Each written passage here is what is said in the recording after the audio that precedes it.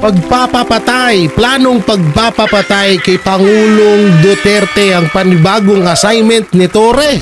Tanda ko po, totoo kaya ito? Oo, ito yung ating re-reactionan ngayong araw na to. Grabe to Oo, kaya pala tinanggal sa pagiging PNP chief. Ito daw ang panibagong assignment ni General or ni Diwata Torre. Aba, kung totoo po ito, medyo nakakabahala ho ito at nakakalungkot naman ho ito na grabe na talaga sa pagiging garapal na panggigipit sa mga Duterte. Oo, mga banateros, no? So, yan yung mga papanoorin ho natin mamaya at bibigyan natin ng reaction kasi alam nyo, nalalapit na nga po ang paglaya ni Pangulong Duterte. Nalalapit na. So ngayon may mga bali-balita, may mga umuugong na balita na ito daw ang panibagong assignment ni Torre. So parang yung ginawa kay Ninoy Aquino noon ay gagawin kay Pangulong Duterte. Grabe na to, ang tindi nito. Wag naman sanang mangyari at sana ay ito po ay fake news lamang, pero may papakita ho ako sa inyong video mamaya, no? Mapatungkol dito sa ating sinasabi. So siyempre, speaking of Torre, may papakita muna ako sa inyo para medyo maaliw-aliw naman kayo. Ito po, yan. alam nyo nung nakita ko to sa Facebook, tawang-tawa ako. Sabi ko, puta, ang galing nakaisip dito So kamakailan lang, 'di ba, nagkaroon ng interview itong si General Torre at sinabi niya na lahat ng pangit ay adik. Tapos ay sagot ni BBM, tignan nyo, ganun ba? Tanggal ka. Oh, grabe, no? Ang lapit ng ang lapit ng tawag dito, ang lapit ng nyo. Ang lupit ng mga diskartihan nyo. Lahat ng pangit adik. Hindi tinamaan si Marcos. Oo, so yan bumili na ho tayo ng panibagong stand ng cellphone para hindi na siya nagagalaw-galaw. Kasi naabala ko nung mga nakaraang araw kasi ang hirap nasisipa natin palipat-lipat tayo. Maganda to, gaganong-ganon lang kaya talagang no. So yan, yan yung isa na nakakatawa ngayon na pangyayari pa lahat ng pangit adik. Ganun ba? Di tanggal ka. Utangin na kasi. Alam mo kasi to, pag wala ka naman kasi magandang sasabihin, huwag ka na magsalita. Pwede ka namang tumanggi sa interview Diba? Hindi yung lahat na lang interview ka, konting may makita ang media pa interview ko kung ano na sinasabi mo, tuwang-tuwa ka pa sa mga sinasabi mo, akala mo totoo naman. So eto pa isa, yan, eto tatay ni Torre. Sabi ni Benny Abante, bakit congressman lang? Bakit congress lang? Bakit hindi ang mga mayors? Bakit hindi gobernadors? Corruption is not only in Congress, it's to all over. Pati kaming mga mahuhusay ay nadadamay riyan. Wow!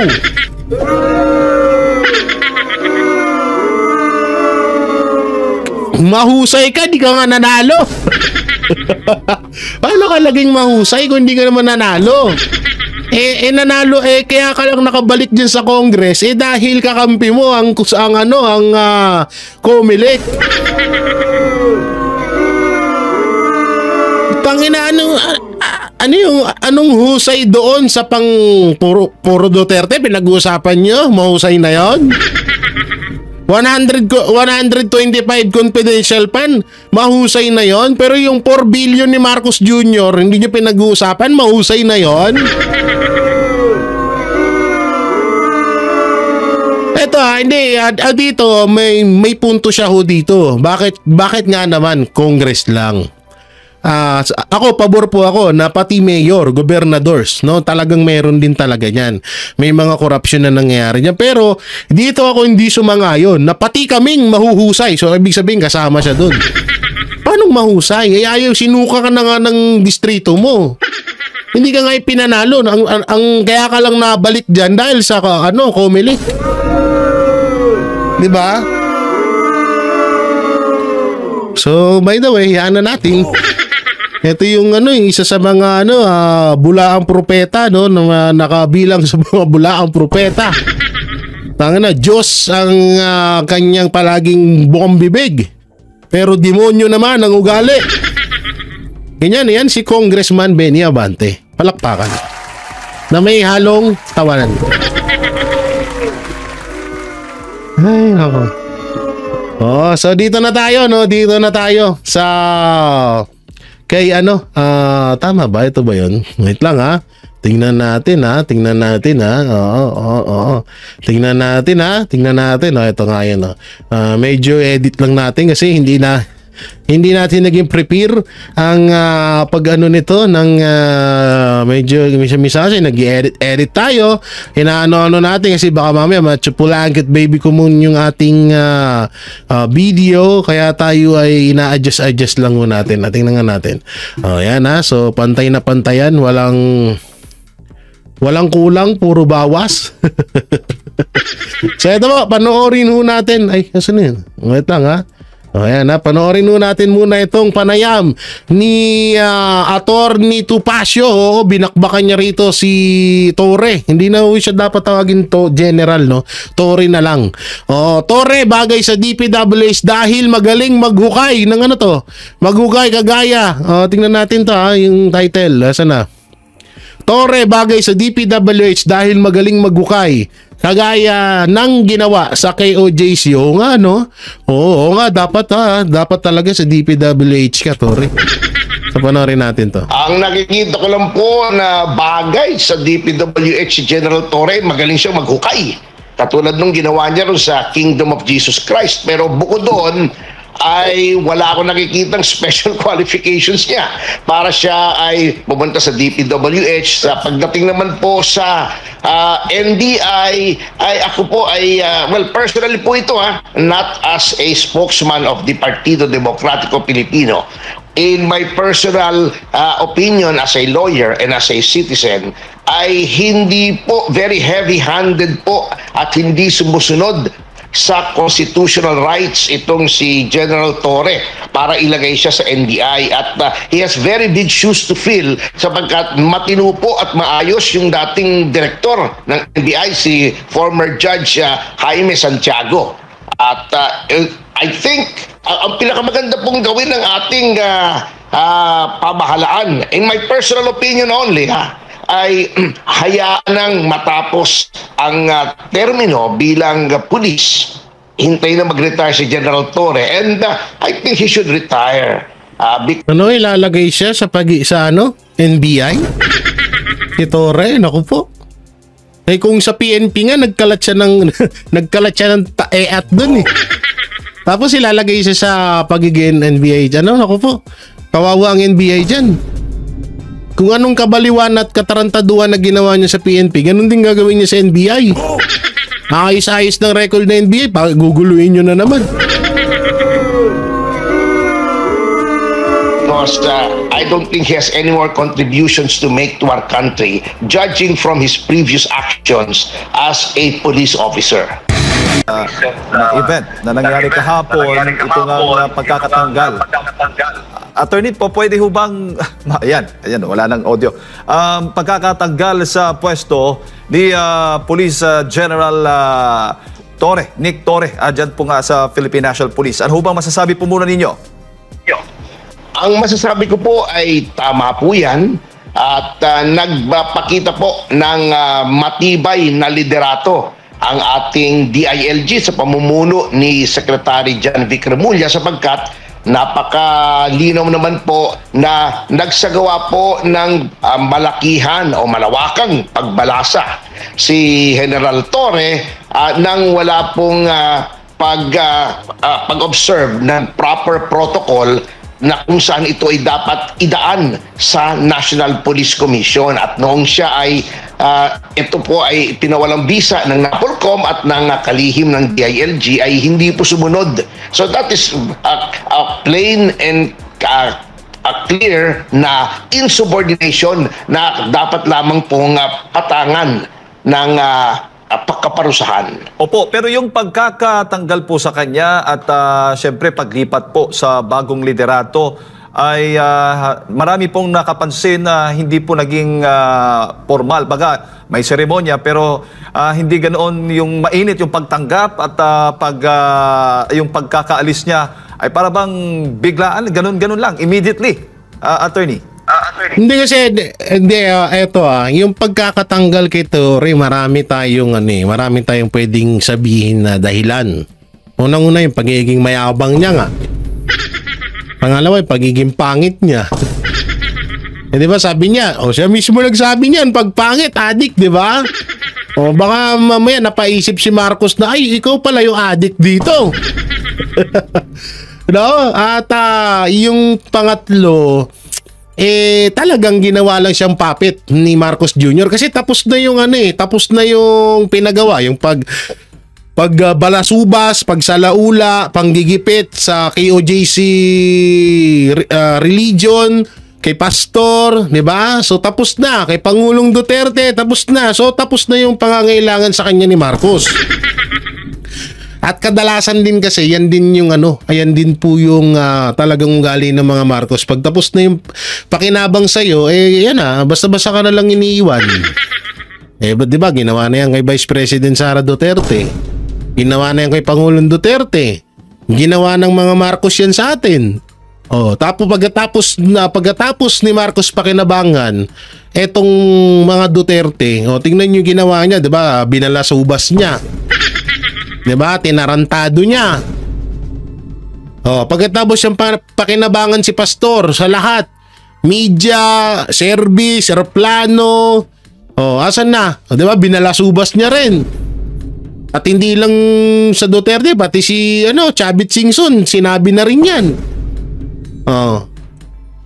At tayo ngayon, pagkatapos natin siya iboto sa lahat ng Banateros, ako lang bumoto kay Marcos. Nagsisisi nga rin ako, sobrang nagsisisi. Dapat pala si Isko na lang talaga ang naging presidente ng Pilipinas.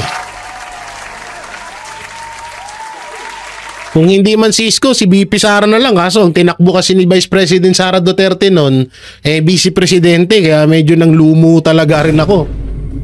So talagang alam niyo yun, lahat tayo ginamit dito Ginamit tayo ni Marcos Jr. para maihalal siya bilang presidente. So ngayon, nangyayari na yan. Katulad na lang kay Dilima, may bali-balita may mga bali-balita na ibabalik sa kulungan si Dilima. Tapos na sa kailangan ni Marcos. Ngayon si Torre, tapos na yung pangangailangan ni Marcos, tapos ubod pa ng yabang.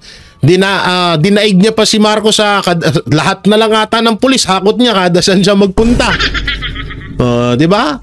So talagang pero yun nga, di ba kagaya ng sinabi ko sa unang vlog ko na may panibagong iuutos kay Torre. Yun nga daw, yung pagpapapatay kay Pangulong Duterte.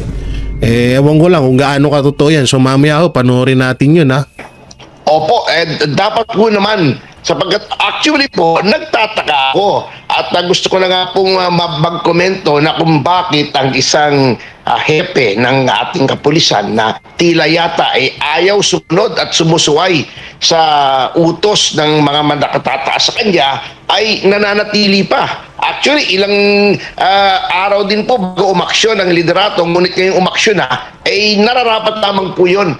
Wala pong puwang sa ating police hierarchy ang isang chief PNP na hindi po sumusunod sa mga patakaran. Ako'y galing din po sa DILG noong panahon ni Pangulong Estrada at very clear naman po ang organizational structure ng PNP na ito po ay nasa ilalim ng DILG.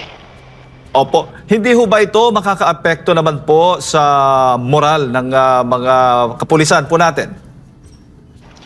Actually po, yung pagbalasa ng walang pahintulot ng NAPOLCOM, ayun po ang nakakaapekto sa moral sapagkat it would appear kung hindi po ito inaksyonan na General Nicolas Torre is above the law and above the established protocols of the National Police Service.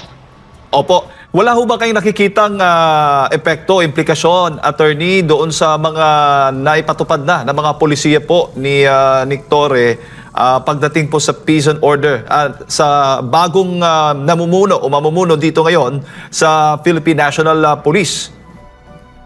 Well, every new PNP chief has his or her own priorities pagdating sa policy. Ngunit ang mandato naman po ng ating kapulisan ay maliwanag na nasa saad sa ating saligang batas, at ito ay of course to maintain peace and order and enforce yung mga batas ng Pilipinas. At I wish the new PNP chief, OIC pa lamang naman ngayon, at sana po ay magpatuloy po kung ano man ang adhikain ng PNP in general at hindi lamang ng isang partikular na tao. Opo, Pero nakakahiya yung sa part nito rin, no? Kung sino pa yung nilaglag niya. Kasi ang balita nga, nilaglag niya yung si Nartates. Tapos yun pa yung papalit sa kanya, nakakahiya, no? Hindi, nakakahiya yan kasi biruin mo, yan yung hinamak niya, tapos yung hinamak niya, yun pa pala yung ipapalit sa kanya. Ang masaklap pa rito, ginawa talaga siyang katawa-tawa. Ito na lang yung ginawa ni DILG John Vic Remulla sa kanya. Hindi sinabi ni John Vic Remulla na aalis si Basti Duterte. O sabihin na nating sinabi, pero nagmukha pa rin siyang katawa-tawa nun. Nagmukha pa rin siya katawa-tawa, tapos minention pa siya ni Marcos Jr. Mas lalo siya mukhang katawa-tawa. Diba? Pangina, nanalo ka, wala kang kalaban. sa ilalim ho ba ng pamumuno ni Police General Nick Torre, ano ho ba yung obserbasyon ninyo sa pagtugon naman sa ating peace and order dito sa ating bansa? Sa tingin ko po, may mga pangako na hindi natupad. Katulad nung sinasabi niyang response time ng ating kapulisan. Hindi po Oo nga pala, yung about yan, may namatay na isang pulis. Sinabi niya nga daw, fake news nga daw yun. Pero may isang pulis po na namatay sa sobrang pagmamadali na aksidente sa motor. Kawawa naman yun. Ewan ko lang kung gaano katotoo yun. At saka para po sa akin, bilang isang leader, hindi po maganda ang karakter ni dating Chief PNP Nicolas Torre. Yung kanya pong ginawa yung sa parang publicity stunt na boxing na tinanggap niya yung hamon ni Duterte, ni Mayor Duterte, na yun pala, alam niya na wala pala dito sa bansa, nasa Singapore pala, pagkatapos he will claim victory. That shows a certain degree of mental dishonesty na hindi po bagay sa isang namumuno sa ating kapulisan. Yun lang naman po ang ilang bagay sapagkat napaka-iksi po ng stint ni General Torre. Okay, kaya nga, no, nakakatawa lalo dahil alam niyo yun, yung tipong ang dali-dali niyang i-promote bilang PNP chief, ang dali-dali nyo rin tanggalin. Putang ina. Mas matagal pa yung pag-promote mo kaysa sa pagtanggal sa'yo. Putang ina, 3 months. First time in history of the Philippines na meron naging PNP chief na 3 months lang. Pero yun nga daw, may mas matindi at mabigat na plano or ibibigay na tungkulan dito kay General Torre.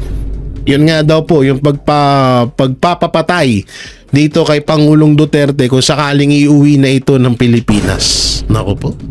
More or less 3 months lang for any person to observe kung anong trend ng kanyang pamamalakad. Ngunit yung dalawang bagay lamang pong yun ay nagpapakita na karapat-dapat lamang po na siya po ay nasibak na. At yung latest nga, yung pagsuway sa mga nakatataas sa kanya sa hierarchy ng pamahalaan. Opo. Attorney, bago ko lang ipasa kay partner Admar, marami pong mga haka-haka o usap-usapan nga dahil nga inalis si Torres as PNP chief pero maaring ilipat naman po sa ibang posisyon. May nagsasabi, possible daw, bagay siya sa DPWH dahil magaling po siya mag-imbestiga. Meron din nagsasabi sa Department of Justice at sa anumang mga posisyon. Tangin na, di lalong naghakot ng pera yan. Kung nandun, lalo nagkagulo-gulo dyan sa DPWH kapag si Torre nilagay dyan. Putang na, Torre, kung ako sa'yo, DPWH ka na. Putang na, instant billionaire ka na. Yung kaso mo, nakakaharapin pagtapos ng termino ni Marcos. Kayang-kaya mo nang ba ano yun? Oo, kasi bilyonaryo ka na. Ayop na yan. Sean, na nakikita po ninyo na possible po, attorney? Ang nakikita ko lang po na bagay sa DPWH si General Torre, magaling siyang maghukay. Katulad Yun. ng ginawa niya ron sa Kingdom of Jesus Christ. Pero bukod doon, ay wala akong nakikitang special qualifications niya para siya ay pumunta sa DPWH. Sa pagdating naman po sa NBI, ay ako po ay, well, personally po ito, not as a spokesman of the Partido Demokratiko Pilipino. In my personal opinion as a lawyer and as a citizen, ay hindi po very heavy-handed po at hindi sumusunod sa constitutional rights itong si General Torre para ilagay siya sa NBI, at he has very big shoes to fill sapagkat matino po at maayos yung dating direktor ng NBI, si former Judge Jaime Santiago. At I think ang pinakamaganda pong gawin ng ating pamahalaan, in my personal opinion only, ay hayaan nang matapos ang termino bilang pulis. Hintay na mag-retire si General Torre, and I think he should retire because May ano pa nga daw to, 'di ba? May plano pa daw to na tumakbo sa 2028 election. Vice President. Sino kaya presidente niya? Sino kaya maging katandem? Sino kaya bagay kay Torre, no? Si Trillanes. Pwede, no? Hindi, si Trillanes tsaka si Ontiveros maging... si De Lima!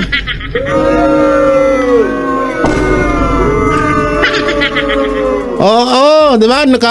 Si De Lima, kung matatandaan nyo, si De Lima ang kauna-unahang nagbigay ng simpatya nung pagkatanggal ni Torre.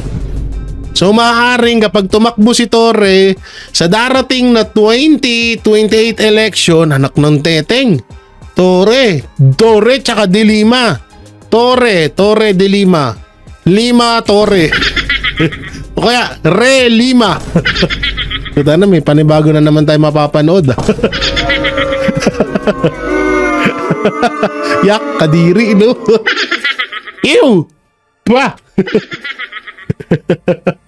Oo, hindi alam si Manang De Lima mahilig sa mga black skin, Oo, yung mga big yung mga big hotdog.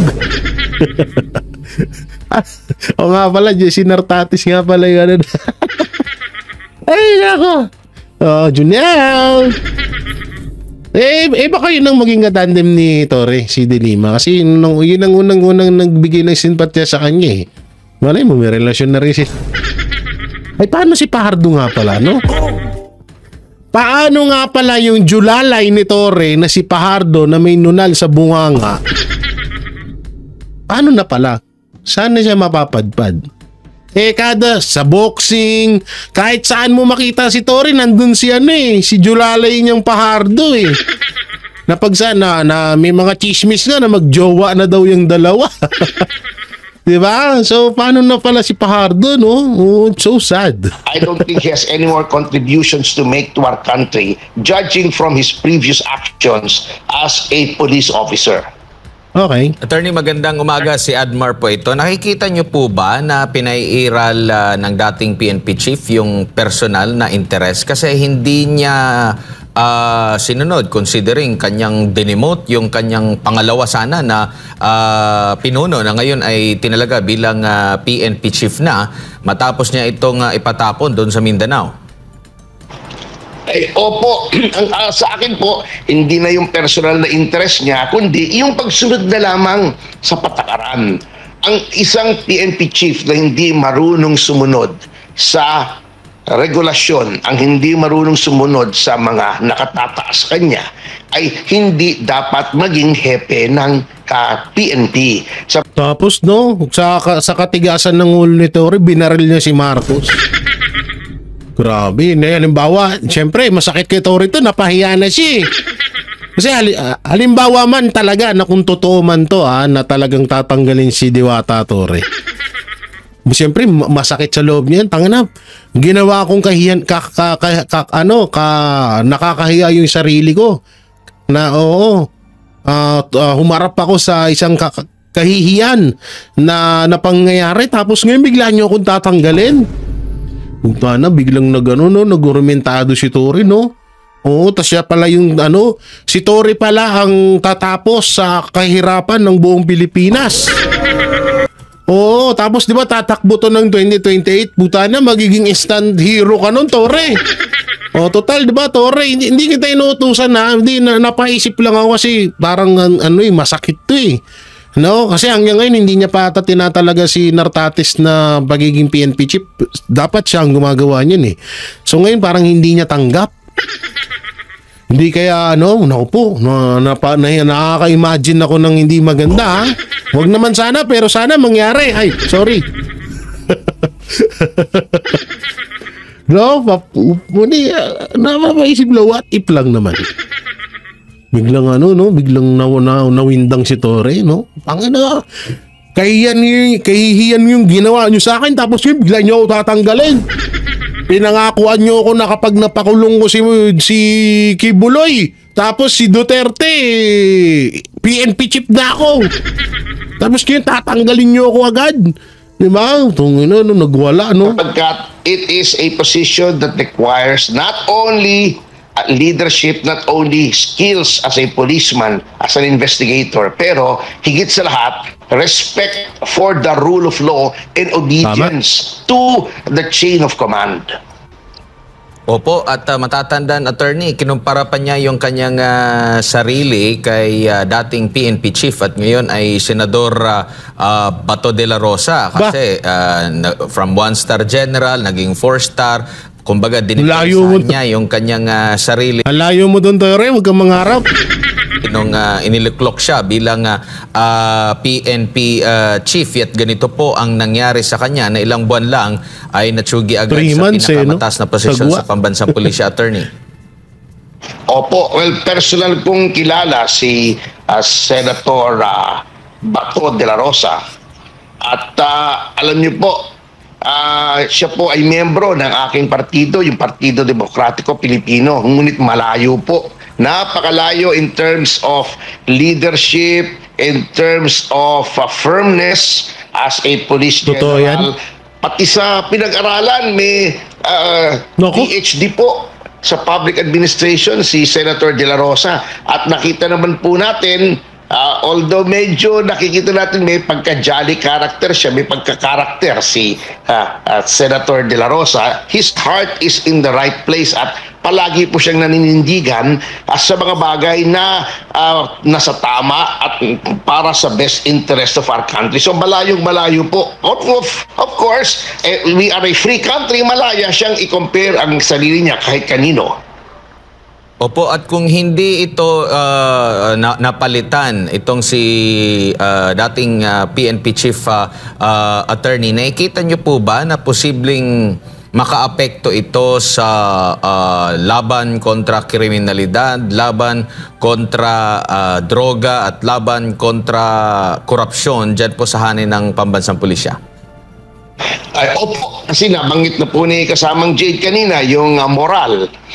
At ito pong nangyari kay General Torre ay lumaktaw po siya sa ulo, so to speak, ng iba na sa tingin ng marami ay of course mas senior at mas karapat dapat dahil lamang sa sinasabi ng iba na parang canine devotion o parang pagiging tuta ng mga anong canine? Bulldog? Sabi ni John B. Cremulya, bulldog daw, attorney. Mga opisyal ng ating pamahalaan na gustong tuligsain o apihin ang kanyang mga kalaban katulad nga ni dating Pangulong Rodrigo Duterte at ni Pastor Apollo Kibuloy, just to name a few. So para sa iba na nakakausap ko, may mga kaibigan din naman tayo sa pulis, masyado pong heavy-handed, masyadong canine at masyadong tatayo siya ng isang personality cult centered around him na hindi po dapat sa isang police officer. And Chief PNP and other police officers should be team players. Ang PNP ay hindi isang tao lamang, hindi isang personalidad lamang, but it is the sum of all its parts, which should be greater than the sum of all its parts.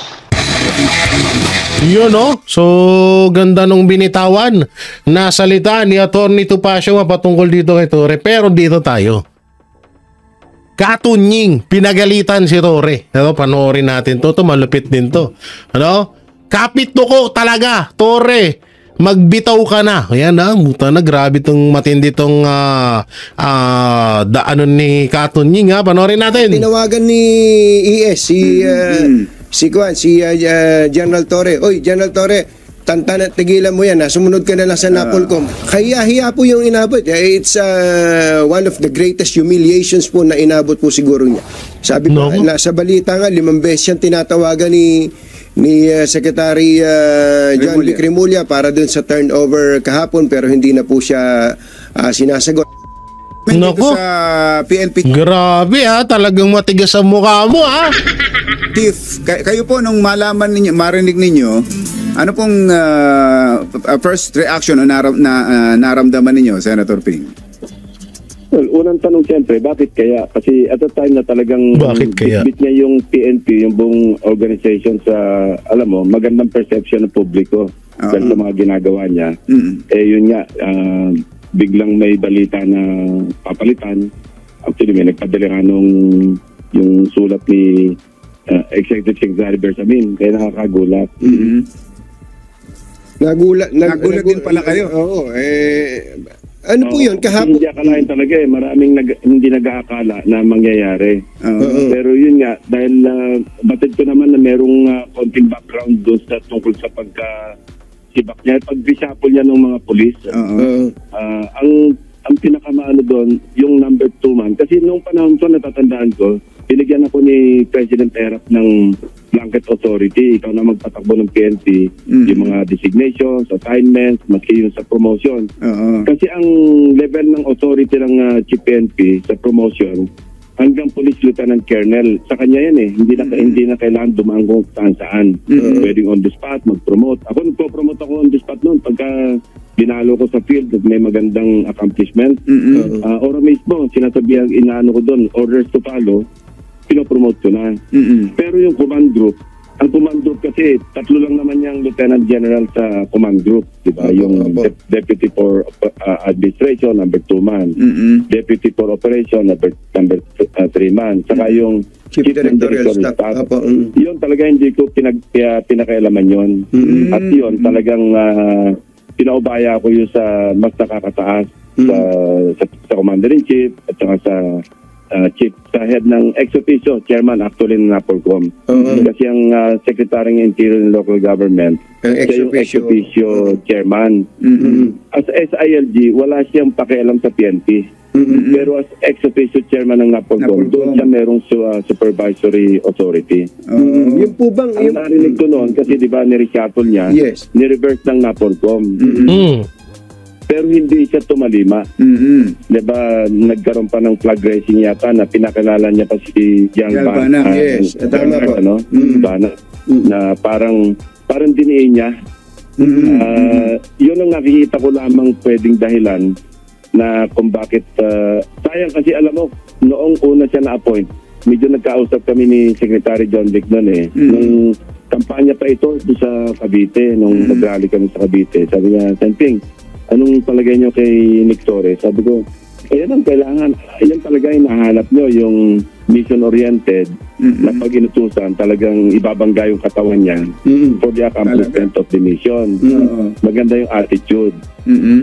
Ngayon, dahil kung gano'n, kung lagi kang sumusunod sa chain of command o kaya sa mga nakakataas, dapat sana naging consistent na lang doon. Hindi lang sa operational matters, kundi sa administrative matters. Ang nakita ko lang na pagkakamali, kung may tuturing na pagkakamali ni General Torre, yun nga, dapat nung ni-reverse ng Napolcom, either nakapag-communicate siya or in the first place, bago niya ni-relieve yung kanyang number 2 man, si General Tates, dapat man lang sana nakitao po. Yun, nagpasintabi. Kumbaga sa flood control. Baka hindi niya naintindihan yung sinabi ni Marcos. Baka sinabi naman ni Marcos, gawin mo na lahat yan. Ikaw na bahala dyan. So ngayon, nasa utak niya na ako, sabi ni Pangulong Bongbong Marcos, ako na daw bahala eh. Di gawin ko na to, wala nang paalam. Ako PNP chief, ako siga, ako hari. Marcos, halalay. Project passing through. Naisingit. Pero Senator Ping, sa tingin nyo, ganun ba kabigat yung kasalanan yun at matatabunan kung may ganun mang pangyayari at ganun ang kasalanan para matabunan yung ibang mga Ginawa niya. accomplishments, mga ginawa niya at mga ginawa niya para sa administrasyon? Hindi pa natin alam kung ano pa yung mga nasa likod ng istorya, yung mga behind the scene. Hindi tayo privy dun eh. Ang alam ko lang, yun nga, dahil sunod-sunod yung pangyayari, may order ang CPNP, naglapalabas ng mga general orders sa headquarters, pero ni-reverse. Mukhang walang communication. Sana kung nagkaroon sana man lang ng direct communication between NAPOLCOM or even between the ex-officio chairman who is the SILG and General Torre, sana hindi umabot sa ganito. Kasi pwede namang i-rescind yung order eh. Halimbawa, reverse ng NAPOLCOM. Hindi naman pwedeng yung NAPOLCOM unilaterally, sila na mag-order eh. Mali rin yun eh. Dapat yun, inutusan ng PNP, i-rescind nyo yung order, magpalabas uli kayo ng panibagong order na nire-rescind nyo. Mali rin siguro yung part ng NAPOLCOM na unilaterally, i-reverse nila. Saka ang So, hindi alam nyo kung sakaling totoo man to na parang hindi na nga sila sinusunod ni Torre. Wala tayo ibang sisisihin dito kundi yung administrasyon eh. Sa totoo lang, sila nagpalaki ng ulo ni Torre. O bakit si John B? Kalimbawa, katulad niyan, yung narinig natin dito, 5 beses na daw tinatawagan ni John B. Cremulya etong si Torre para iproklama na PNP chief etong si Nartates. Siya ang mag-award kasi yun naman talaga trabaho ng katulad ng sa kanya, di ba? Yung ginawa ni Marbil. So ngayon kung hindi na sila pinapakinggan ni Torre, siguro deserve nila yan. Sila nagpalaki ng ulo niyan eh. 'Di ba? Sila nagpatubo ng sungay, may sungay na yan.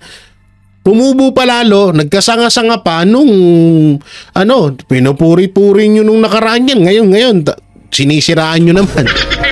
Ano ba talaga? Diba? So, walang ibang sisisihin niya kundi kayo din. Kayo nagpalaki ng ulo ni Torre. Silang din dun eh. Ang NAPOLCOM po, hindi ba member din yan ang Chief PNP mismo? Yung pa isa. Talagang member ang Chief PNP ng NAPOLCOM. So dapat na-resolve yan within the NAPOLCOM yung sa board. Meron sila namang commission nga yan eh. Dapat pero napag-usapan. Tumawag ng emergency meeting. Yes. Tapos pinag-usapan. Ang ba nangyari rito? Kung yun lang talaga ang dahilan, sabi nyo nga, kung yung mga behind the scene, di naman natin nalalaman pa yun. Pero kung ito lang yung what is publicly discussed na rason ng pagtanggal sa kanya, sapat ba yun? Kung kayo po yung commander-in-chief, sapat ba yung kasalanan na yun ni General Torre para unceremoniously tanggalin siya? Hindi na nga dapat naging PNP chief yan eh. Diba? Doon pa lang hindi na nga dapat yan naging PNP chief. Unang-una, mas dapat nung una pa lang si Nartates na yung nilagay nila dyan. Di hamak na mas marami pang mga futuring inspiring, wow. O mas deserve ang posisyon na pagiging PNP chief kaysa kay Torre. Yun po talaga yung totoo dyan. Sa madaling salita, maraming nilaktawan si Torre. So kailangan pa ba natin na magtanong na deserve ba ni Torre na tanggalin na lang siya sa ganun kasalanan niya? Oo. Dapat nga hindi naging PNP chief yan eh. Doon pa lang eh. 'Di ba? So, para sa akin, hindi na kailangan questionin or tanungin or pag-isipan kung bakit natanggal yan. Dahil hindi nga dapat nga talaga naging PNP chief yan. Yun yung totoo dyan. Sabi nyo nga, ang ganda ng dating sa tao ng mga ginagawa ni General Torre. Ang rating ng PNP ngayon, ang trust rating ng PNP ngayon ay napakataas. At hindi lang yun. Pagka may bumabaril sa Pangulo,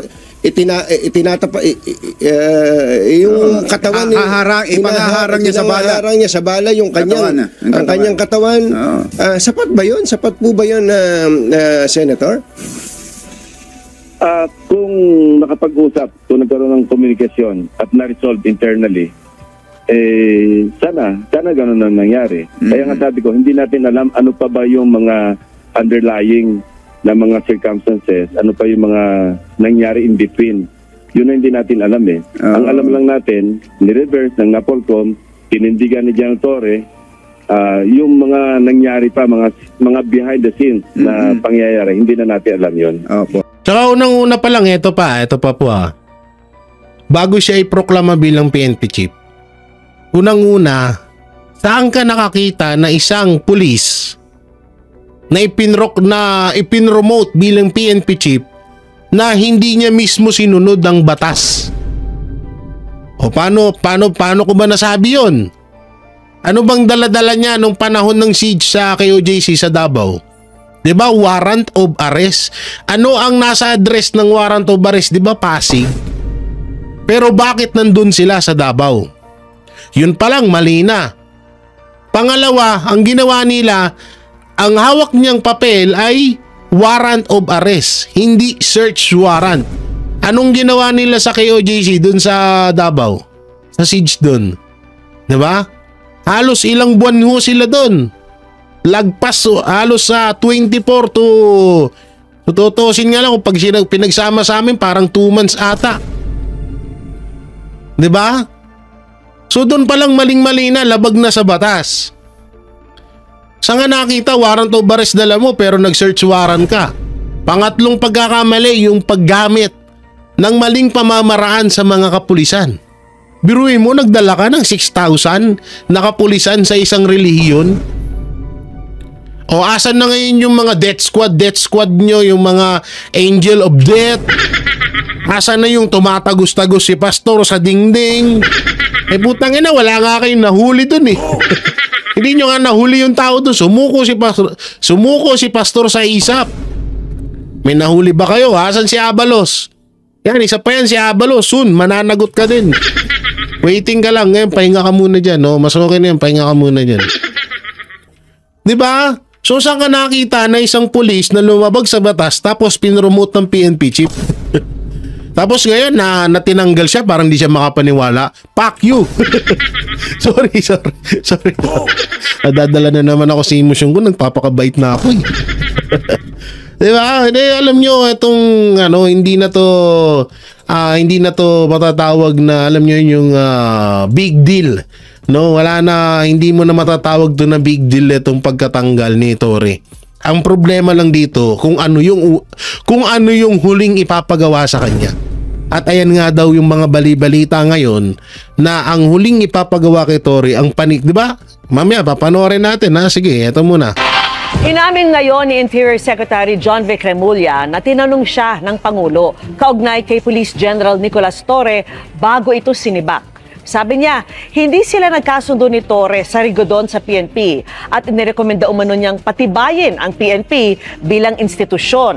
May inalok din anya ang Pangulo na bagong posisyon kay Torre. Yan na. Kung tungkol saan, alamin sa pagtutok ni Mariz Umali. Pahinga natin dito kung tutugma. Sa isang pagtitipon sa Makati, eksklusibong nakausap ng GMA Integrated News si DILG Secretary John Vic Remulla matapos ang pagsibak kay dating PNP Chief Police General Nicolas Torre III. Kung kahapon sabi ni Remulla, wala siyang naging papel sa pagkakasibak ni Torre, pag-amin ngayon ni Remulla, tinanong siya ng Pangulo kung ano ang rekomendasyon niya ukol dito. Sinungaling din talaga to, no?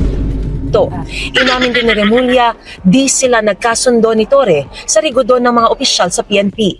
Matatandaan nitong August 6 lang ay ni-reassign ni General Torre ang 13 senior police official kabilang ang number 2 senior official na si Lieutenant General Jose Melencio Nartates Jr. Hindi ito inaprubahan ng NAPOLCOM na pinamumunuan ni Remulla bilang ex-officio chairperson nito. Pero ipinatupad pa rin ito ni General Torre sa kabila ng utos ng NAPOLCOM. This is a difference of opinion. Presidente at ni General Torre. It's actually me first. Okay. It was me first. And then it was difference between me and the general, and he refused. He insisted that his system be followed. But again, as I said yesterday, we're a nation of laws and not of men. So it cannot be one person who dominates everything. So in the end, there was no rancor naman. He just couldn't accept it, and the president said, okay, he asked me for my recommendation. And I said, we have to continue in this path of correcting all the errors of before. And Of the previous administration. yes, and part of that is strengthening the institutions. My recommendation was that we have to strengthen the institution. That the institution must be, Hingal na hingal ah. and then all Ini-interview ko lang, hingal na hingal ka. decisions followed from there. Ang tinutukoy ni Remulla na pagkakamali ng nakaraang administrasyon ay ang pagpapahintulot nito sa PNP chief na siyang mag-isang magtalaga ng mga assignment ng mga senior official ng PNP nang hindi dinadaan sa NAPOLCOM. Nais na raw itama ito ng Marcos administration. Ever since PRRD's time, when the NAPOLCOM was totally bypassed of all Putang ina. appointments, Ngayon nyo lang itatama kung kailan nandun na yung tao. it became Ay, mali pala. now the Mali pala pagkakaintindi ko, sorry. right rather than the privilege of every PNP chief na sila ang bahala sa movements ng level 3 and above, yung mga colonels to generals. And the president really wanted to restore that to institutionalize it back to how the law was intended. General Torre and the president, General Torre didn't see it necessary. So the president chose the institution over the person. So was the president angered by the decision of General Torre to push through with his order of reassignment despite the fact that NAPOLCOM disapproved it already? Well, he was quizzical about it, and in their conversations, a lot of explanations were made. And it's safe to say that's the differences of opinions were there. Sa kabila nito, tiniyak ni Secretary Remulla na walang personal na hidwaan sa pagitan nila ni Torre at nananatili raw ang respeto nila ng Pangulo sa kanya. Katunayan, may inalok na raw na bagong posisyon ng Pangulo kay Torre kaninang umaga. It has something to do with anti-corruption. And so I'm telling you, the president still really believes in General Torre. Okay, it is still enough that he be given offered a position to fight corruption and to investigate corruption. And Investigate to corruption, mga DPWH, ata ilalagay si Torre. I think that shows you that a difference of opinion does not necessarily Nako, mukhang dalawa na yung mukhang hindi kaya ilalagay si Torre sa DPWH para mag-imbestiga sa corruption, tapos ang lalabas dyan si Chis Escudero o si Duterte. mean an end of a friendship, an end of a working relationship. It was just that. Maging si Secretary Remulla ay may mensaheng nais iparating kay General Torre. I'm trying to reach out. Wala naman kami pinagawayan talaga eh. Hindi lang pinagkasunduan ng opinion. So, the last time we talked to each other, there were no raised voices. Do you have any message for him? Yes, General Torre, I still deeply respect you. I hold you in my highest admiration. I think that in the 85 days that we spent together as SILG and Putang na, pinamukha mo pa talaga. Gago din do si John Vic Remulla. Hindi mo alam kung matino yung sasabihin o nangi-insulto ka. 85 days. PNP chief, we were very productive, and I still hope that you join us in government and help us in our crusade in making a better Philippines. Okay, yan ha. So, yan yung kay General Torre. Dito naman tayo kay Auntie Claire. Dito na pagdugtong-dugtongin natin yung mga kung saan nga ba ilalagay ito si Diwata Torre, ha? Kawawa naman yung matanda. Mga ng Malacanang na may iaalok na bagong posisyon Ayan na. sa gobyerno para kay Ano kaya General to? Nicolas Torre. Live mula sa Kamkrame, nangunguna sa balita si Mon Gualdes. Mon, anong posisyon ito? Jiggy, hindi sinabi ni Palace Press Officer Claire Castro kung anong eksaktong posisyon ang iniaalok kay Police General Nicolas Torre III. Ano kaya to? Hindi pa rin nila pwedeng may sa publiko yan, lalo na pa rin naman kasi sumasang-ayon dito si General Torre. Pinuri nga rin ng palasyo ang dating PNP chief na isa raw mahusay na public servant kaya dapat pa rin daw itong magsilbi sa bayan. Itinanggi naman ng Malacanang na may lumalawak na lamat sa Administrasyong Marcos dahil sa pagpapalit ng liderato sa PNP. Taliwas sa nasabi ng Makabayan Block na may hidwaan daw sa pamahalaan dahil sa nangyari. Ay, na si Auntie Claire, pasok! Yan natin ang pahayag ni Yusek Claire Castro. Puta na, kulay tae ka! Cory Aquino, ikaw ba yan?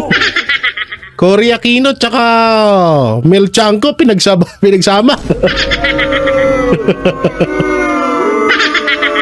Dilaw na dilaw ah. Pag naman natin masabi nagkaroon ng messy transition because nagkausap naman po sila at alam po natin na naiintindihan ni General Torre kung ano yung naganap at nirespeto rin po niya kung ano po yung naging desisyon ng Pangulo. At Mon, kumusta ang... Ay, nako. So, hindi pa daw nila sasabihin pero ito, may papanood ako sa inyo. Ito na nga, no? Ito yung nakikitang ito ba yun? Wait lang. Ito yung nakikitang ano rito na magiging posisyon ni General Torre. So, panoorin natin. Hindi naniniwala ang dating kalihim ng Department of National Defense na si Norberto Gonzales na mabibigyan ng mas malaking responsibilidad ang sinibak na General Nicolas Torre III. Para sa kanya, malalim ang dahilan ng palasyo kung bakit biglang tinanggal sa pwesto ng walang maayos na seremonya. Nako! Mar Fursuelo, magbabalita. Nako po! Actually, may nadidinig tayo mga chismis tungkol dyan. Yan na, chismis! Pero hindi natin akalain na totoo pala. Nako! Tatanggalin siya. Ito ang binitawang salita ni dating Defense Secretary Norberto Gonzales kaugnay sa biglaang pagsibak kay dating PNP Chief General Nicolas Torre III. Sa eksklusibong panayam ng SMNI News sa programang Pulso ng Bayan, sinabi ni Gonzales na noon pa umuugong ang mga balitang matatanggal sa pwesto si Torre pero hindi niya inakala na mapapabilis ang aksyon ng Malacanang. Nako! Pagkakatanggal sa kanya ay medyo hindi normal ang pagkakatanggal sa kanya. Imagine, 3 months pa lang siya dyan, tinanggal siya. Tapos yung pagkakatanggal sa kanya, hindi pa maayos. Matatandaan na noong Agosto 25 taong kasulukuyan, kinumpirma ng Office of the President sa pamamagitan ng sulat na pirmado na Executive Secretary Lucas Bersamin ang opisyal na pagtanggal kay Torre. Bagamat sinabi ni na Interior Secretary John Vic Remulla at Undersecretary Claire Castro na bibigyan umano siya ng mas mabigat na responsibilidad, naniniwala si Gonzales na may mas malalim na dahilan ng palasyo kung bakit walang seremonyang isinagawa. Kaya duda rin siya na mailuluklok pa si Torre sa mas mataas na posisyon. Palagay ko, kung ako si General Torre, mananahimik na lang muna ako. Maghintay na lang ng ibang pagkakataon sa darating na mga panahon. Kaya antayin nyo 2020, tapos takbo siyang Vice President. Kasi kung bigla kang tatanggap ng ibang pwesto, alam mo, hindi... naku po, gustong-gusto po ni Torre yan.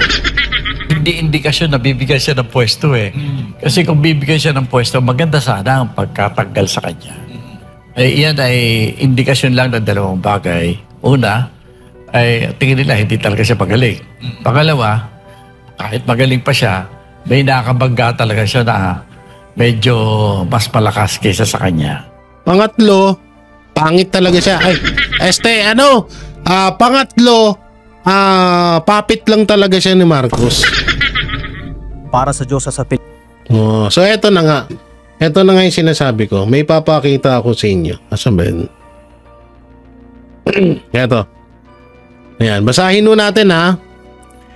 Bubuksan ng PNP ang mga record nito para makatulong sa investigasyon ukol sa Duterte War on Drug. Bukod pa yan sa investigasyon na isinagawa ng NAPOLCOM sa umano'y extrajudicial Kemerlu.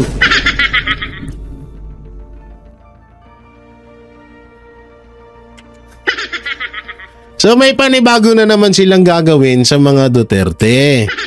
May panibagong plano na naman sila laban kay Pangulong Duterte. Diba? So ito no. Sabi yan ng GMA 13 minutes ago bago ko to ginawa yung video na to. Bubuksan ng PNP, no? Ang mga record nito para makatulong sa investigasyon ukol sa Duterte war on drugs. So sa Duterte na naman babagsak. Siguro, ito ay panibagong pangtatabon na naman sa issue. Kasi wala na. Gala ng gala si Marcos Jr. sa mga distrito. Wala naman napapanagot dyan sa nakawan sa flood control.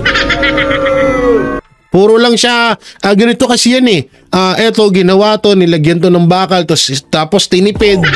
Tapos nilagyan ng semento, tinipid. I'm so very angry. Ayun na yun. Wala namang napapanagot dun sa mga pinagsasabi niya. So ngayon, gagawa na naman ng eksena sila para malihis na naman ang issue sa mga Duterte. At eto nga, may mga bali-baliwag. Ito po iniisip ko pa rin na ito ay hindi totoo na mangyayari. Pero ito ay sinabi na rin. Kung matatandaan nyo, sinabi na rin ito ni Vice President Sara Duterte na etong si Pangulong Duterte ay parang itutulad sa ginawa kay Ninoy Aquino na binaril po sa airport nung panahon ng administrasyong Ferdinand Marcos Sr. So may mga bali-balita at bakit ba tayo maniniwala sa bali-balita? Kasi ganito. Yung pagtanggal kay Torre, dati bali-balita din yan. Pero nagkatotoo. Yung pagpasok ng ICC, bali-balitang pagpasok, itinanggi ng administrasyon pero nagkatotoo. Yung pagdakip kay Pangulong Duterte, pagkidnap at dinala sa dahig, isinuko ng sarili niyang bansa sa ICC, sa mga dayuhan. Dati sabi-sabi lang yan, bali-balita, pero nagkatotoo. So tayo, medyo alert na ho tayo sa mga ganyang bali-balita, no?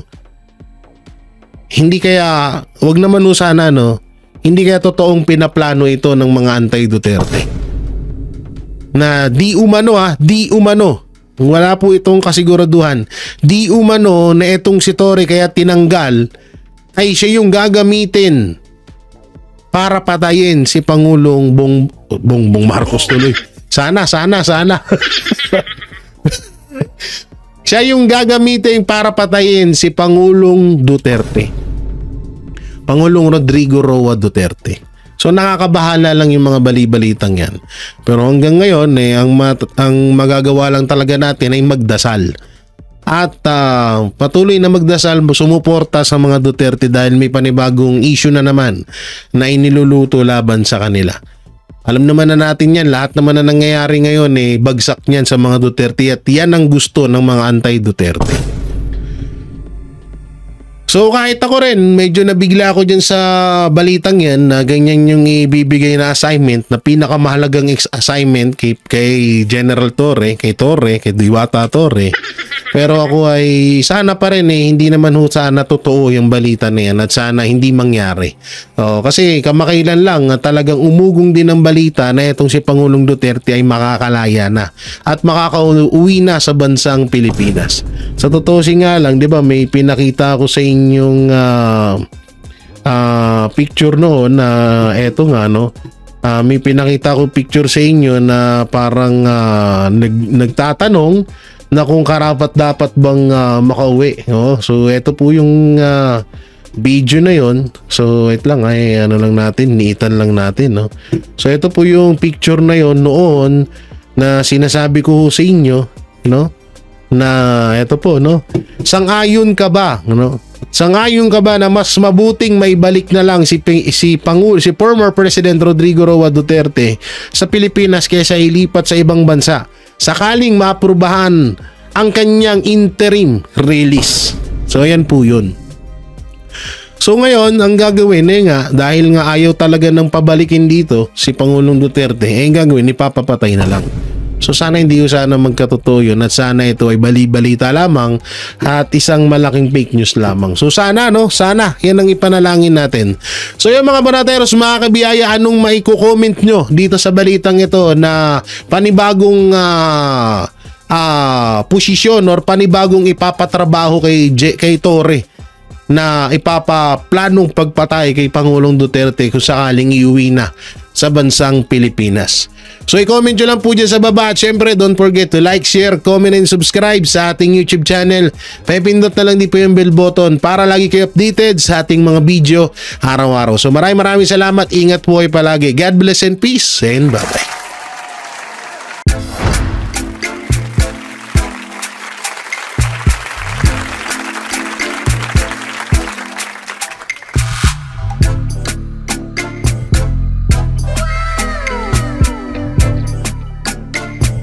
Performance will start momentarily.